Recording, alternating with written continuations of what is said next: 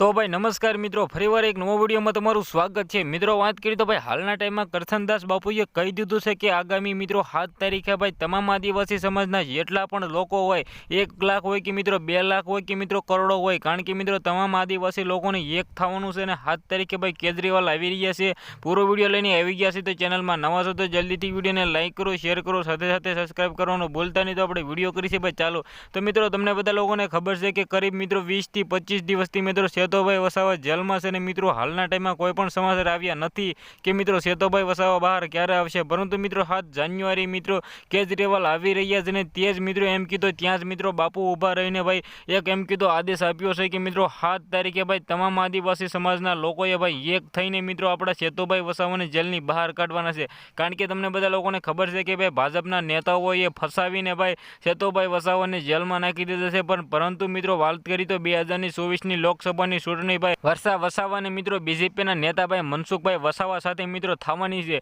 ત્યારબાદ મિત્રો વાત કરી તો કમેન્ટમાં જઈ આદિવાસી સમાજ લખવાનું ભૂલતા નહીં, કારણ કે મિત્રો આદિવાસી સમાજના લોકો તમામ ભાઈ એક થજો, કારણ કે મિત્રો 7 તારીખે કેજરીવાલ આવી રહ્યા છે ને ત્યારે મિત્રો સૌથી મોટું નિવેદન અને સૌથી મોટી રેલી નીકળવાની છે। અને મિત્રો હાલના ટાઈમમાં મિત્રો આદિવાસી સમાજના લોકોને એક થવા માટે મિત્રો કરસનદાસ બાપુએ મિત્રો જે હાકલો આપ્યો છે મિત્રો એ તમારે કાન ખોલીને સાંભળવાનો છે, કારણ કે તેને કહ્યું છે કે મિત્રો 7 તારીખે ભાઈ જેટલા પણ આદિવાસી સમાજના લોકો છે એ બધાને એક થવાનું છે અને મિત્રો સેતુભાઈ વસાવાને બહાર કાઢવાનું છે। તો તમને શું લાગે છે આ વખતે કોણ જીતશે મિત્રો કમેન્ટ કરવાનું ભૂલતા નહીં। આપણે એક નવા વિડીયોમાં મળી, ત્યાં સુધી જય હિન્દ, જય ભારત।